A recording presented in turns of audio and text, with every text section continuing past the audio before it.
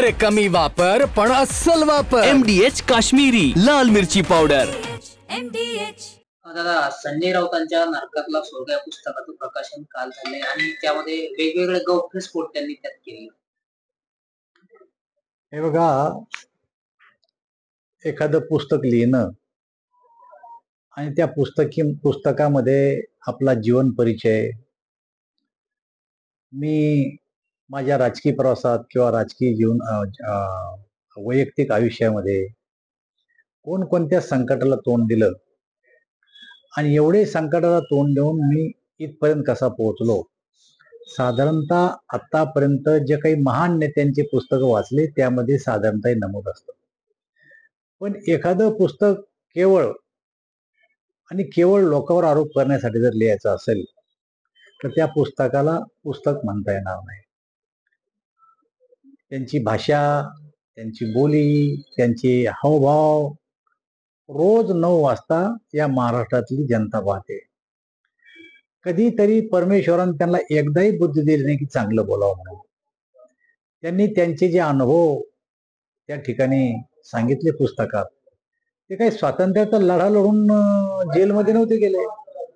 ते जेल काय कारणाने गेलेत, एकदा त्यांनी त्यांच्या रोखठोकमध्ये लिहावं की मी जेलामध्ये कशासाठी गेलो होतो, माझ्यावर कोणत्या कोणत्या प्रकारचे आरोप झाले आणि ते कोणा केले.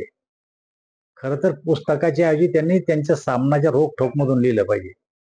त्यांनी जर असं म्हणलं की मी देश सेवा करत असताना किंवा महाराष्ट्राचे हिताच्या गोष्टी करत असताना मी जेलमध्ये गेलो तिथं मला असे अनुभव आले, तर ती गोष्ट आम्ही मान्य केली असती. पण त्यांची गोष्ट आम्हाला अमान्य आहे. राजकीय हेतून प्रेरित होऊन त्यांनी अशा प्रकारचे आरोप करणं चुकीचे आहे. ही काही कथा कादंबरी नाही, ही सत्य घटना आहे असं ते सांगतायत. तर त्यावरती देवेंद्र फडणवीसांनी असं उत्तर दिलंय की कथा कादंबऱ्या वाचणं आम्ही सोडलेलं आहे आणि बाल वाङ्मय आम्ही वाचत नाही. म्हणजे आम्ही कथा कादंबऱ्या वाचतो, देवेंद्रजी पण वाचतात. पण त्या कोणत्या? सावरकरांच्या कादंबऱ्या, सावरकरांचं पुस्तक आम्ही वाचतो, महात्मा गांधीचा जीवन परिचय आम्ही वाचतो. या देशामध्ये अनेक महान नेते होऊन गेले, ते सगळं वाचन त्यांनी केलंय देवेंद्रजींना. ते म्हणण्याचा अर्थ असा की आम्ही वाचत नाही, म्हणजे अशा माणसाच्या कादंबऱ्या किंवा लेख किंवा ते वाचत नाही, सामना सुद्धा कधी वाचत नाहीत ते. त्यामुळे चांगल्या माणसाचं ऐकायचं, जो चांगलं वाटत नाही त्यांचं वाचायचं नाही, असा त्यांचा बोलण्याचा अर्थ आहे. उद्धव ठाकरेंनी एका बैठकीत वक्तव्य केलं की दगाबाज मित्रापेक्षा दिलदार शत्रू बरा, भाजप हा दगादार मित्र निघाला. त्यांनी शपथ घेऊन सांगावं की दगाबाज कोण. या राज्यातल्या जनतेला 2019ला आमच्या राज्याचे मुख्यमंत्री देवेंद्र फडणवीस पुढचे असं म्हणून युतीनं मतं मागितले आणि राज्यातल्या जनतेने भरभरून आम्हाला मतदान केलं. असं असताना सुद्धा असंघाशी संगत करून, अनैसर्गिक युती करून, भाजपची साथ सोडून काँग्रेस आणि राष्ट्रवादी काँग्रेसची युती केली आणि सत्ता स्थापन केली. ज्या बाळासाहेबांनी काँग्रेस आणि राष्ट्रवादीच्या विचार हे भाजपला आणि शिवसेनेला कधीच मान्य होणार नाही असं अनेक वेळेस जाहीर सभेतून सांगितलं. बाळासाहेब गेल्याच्या नंतर त्या विचाराला तिलांजली दिली आणि आपल्या विरुद्ध विचाराशी जाऊन त्यांनी संगत केली आणि त्यामुळं उद्धव ठाकरे जे बोलतात ते आता नैराश्यातून बोलणं आहे. पुढच्या भविष्यात सुद्धा मला राजकीय क्षेत्रात काही यश मिळेल का नाही अशा प्रकारची भावना त्यांच्या मनामध्ये तयार झाली आणि त्यामुळे ते अशा प्रकारचं वक्तव्य करतात.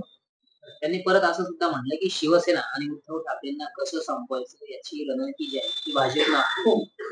असं आहे, कोणी कोणाला संपू शकत नाही. आम्ही चांगलं काम करू तर जनता आमच्या पाठीमागे राहील, ते चांगलं काम करतील तर जनता त्यांच्या पाठीमागे राहील. मागचा 2.5 वर्षात त्यांचा कार्यकाळ घ्या, मागचा 2.5 वर्षाचा भारतीय जनता पार्टी आणि आमच्या मित्र पक्षाचा कार्यकाळ घ्या. जनतेनं ठरवलं की कोणाला सत्ता द्यायची आणि कोणाला नाही द्यायची. ज्याला सत्ता दिली त्याचं काम चांगलं, ज्याला नाही दिली त्याचं काम वाईट. हे जनतेने ठरवलं, त्यांच्या हातात काही नाही, हे काही पाहू शकत नाही. एक निवडणूक बॅलेट पेपरवर घ्या आणि नंतर तुमची टंकी वाजवा आव्हान देत टीका भाजपला. काय कर्नाटका बॅलेट पेपरवर घेतली, ते जिंकले. काय हिमाचल बॅलेट पेपरवर घेतली, ते जिंकले. लोकसभा काय बॅलेट पेपरवर घेतली, महाराष्ट्रातली. आम्ही 2309 आलो. तुम्ही जिंकले तर मग चांगलं, आणि आम्ही जिंकलो तर ईव्हीएम मध्ये घोटाळा झाला. ईव्हीएम कोणाच्या काळात सुरू झालं? तुमच्याच काळात सुरू झालं. निवडणूक आयोगाने त्यांना चॅलेंज केलं की या तुम्ही सगळे राजकीय पक्ष, आणि ईव्हीएम बद्दल जर तुम्हाला काही शंका असेल तर आमच्या निवडणूक आयोगाच्या ऑफिसमध्ये या आणि आम्हाला एकदा कोण्याही शासनाला तुमच्या बरोबर आणा आणि सिद्ध करून दाखवा की हे ईव्हीएम मध्ये घोटाळा असा आहे म्हणून. कधी ते काही येऊ शकले नाही, आणि त्यामुळे त्यांचं ऑब्जेक्शन काय, संध्याकाळी 5 वाजेनंतर मतदान वाढलं. अरे राजा हो, टेम्परेचर 44-45चं आहे. मतदानाला एक तर सकाळी येतात लोक किंवा 4 नंतर लोक येतात, आणि कार्यकर्ते सुद्धा 4 नंतर, कारण कोणी कामावर जायला जातं, उन्हाचा तीव्रता कमी होती, ही वेळ आहे. आणि आतापर्यंतच्या इतिहासात बघा ना, संध्याकाळच्या टायमाला जास्त मतदान होतं का नाही. तर त्यामुळं वैफल्यग्रस्त अवस्थेमध्ये ते लोक आहेत. त्यामुळं त्यांच्या बोलण्याकडे कोणीही लक्ष देऊ नये. काल पुस्तक प्रकाशन सोहळ्यात शरद पवारांनी असं म्हटलंय की संजय राऊतांनी 58 कोटीच्या प्रकरणाची माहिती प्रमुख लोकांना दिली, मात्र कारवाई झालीच नाही, पण त्याआधीच संजय राऊत जेलमध्ये. असे आता माहिती द्यावं, उघडपणे द्यावं. तेव्हा गुपचूप दिली असेल, आता ओपनली द्यावं. काय कारवाई येतं? अशी कारवाई खिशात फिरून का धाक दाखवायचा का लोकायला की माझ्याजवळ 58 लोकांची माहिती आहे, आहेत का कोणी मला येऊन भेटणारा? माझ्याजवळ 58 लोकांची माहिती आहे, येतंय का कोणी मला भेटायला? हे कशासाठी? सार्वजनिकरित्या मांडा ना की माझ्याजवळ हे 58 लोकांनी हे कारस्थान आहे म्हणून. नाही मांडत. वन नेशन वन इलेक्शन ठीक आहे, परंतु त्यात पारदर्शकता आहे तरी कुठं, असा सवाल उद्धव ठाकरे. अरे अजून तर झालाच नाही त्याचा. अजून जो ढाचा बनायला पाहिजे वन नेशन वन इलेक्शनचा, तो ठरलेलाच नाही. आणि यांना अगोदरच पारदर्शकता कळायला लागली. हे भविष्य पाहायला लागले का? स्वतःचं भविष्य धोक्यात आलं, निवडणुकीचं भविष्य कशाला पोहायला म्हण तुम्ही? वन नेशन वन इलेक्शन हे या राज्याच्या देशाच्या हिताचं आहे. संजय राऊतांनी असं म्हटलं की मी शेवटचा माणूस असा होतो की ज्याच्याशी ईडीने पंगा घेतलाय आणि मी कसाबच्या बॅरेकमध्ये राहिलो. वा वा, तुमची रँक चांगली आहे.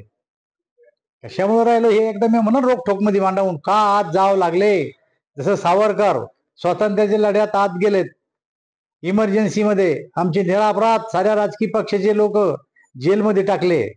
मग त्या पुस्तकला लिहिलं असतं त्यांनी काय म्हणलं पाहिजे, आज ज्यांच्या पंक्तीत तुम्ही जाऊन बसले काँग्रेस राष्ट्रवादीच्या, त्या लोकांनी या देशातले सारे विरोधी पक्षाचे लोक गुन्हा नसताना जेलमध्ये नेऊन टाकले. मग आता गुन्हा नसताना जेलमध्ये नेऊन टाकले, त्यांनी जर पुस्तक लिहिलं की आम्ही काय गुन्हा केला होता, तर मग कसं? पण आमची लोक त्या लेवलला जात नाही. हे लयतले 6-7 महिने गेले असेल, आणि गेले कशात? मनी लँड्रिंगच्या प्रकरणात काढून लिहून जे आरोप आहे तुमच्यावर ते रोखोक मध्ये ते करत नाही. मुख्यमंत्री देवेंद्र फडणवीसांनी डोनाल्ड ट्रम्प यांनाच आपलं आता कुलदैवत मानावं आणि त्यांच्या नावाने गावागावात जत्रा भरवावी. मुळामध्ये आमच्या शूरवीर सैनिकांनी जो विजय प्राप्त केला, त्या विजयाचं कौतुक सगळ्या देशातल्या सगळ्या जाती धर्माच्या सगळ्या राजकीय पक्षाच्या नेत्यांनी करायला पाहिजे होतं. तसं न करता सैनिकाचं मनोधैर्य कमी करण्यासाठी अशा प्रकारचं जे वक्तव्य केलं जातं, मला असं वाटतं देशाच्या हिताचं नाही आहे. ठाकरे गटाकडून काही आता पदावर नियुक्त झाले आहे आगामी स्थानिक स्वराज्य संस्थेच्या निवडणुकीमध्ये, तसं काही भाजपमध्ये हा आमचा भाजपचा अंतर्गत प्रश्न आहे. दादा, संजय राऊतांनी असं देखील म्हटलंय, ज्या दिवशी मला ईडी अटक करणार होती त्यापूर्वी मला एकनाथ शिंदेचा फोन आला होता की मी वरती अमित शहांना बोलू का, परंतु मी स्पष्ट नकार दिला, मी जेलमध्ये जाईल मात्र तुमच्या पार्टीत येणार नाही. असं आहे, ते दोघं दोस्त आहेत. यांनी त्यांना फोन केला मला वाचवा का त्यांनी यांना फोन केला हे ते दोघंच सांगू शकतील. पण त्यांचा आत्ता जेवढे प्रश्न तुम्ही मला विचारले, एकच बाजू ते सांगू राहिले, दुसरी बाजू बी त्यांनी सांगितली पाहिजे ना. एकनाथ शिंदे संजय राऊताला फोन करतील कशासाठी? हे काही महाराष्ट्राचे नेते आहेत, त्यांच्या पाठी काही मतदान आहे, हे काही महाराष्ट्राला जिंकून देऊ शकते आणि त्यांची सहानुभूती संजय राऊताला घ्यायची. मला स्वतःला वाटत नाही की एकनाथराव शिंदे त्यांना फोन करतील म्हणून.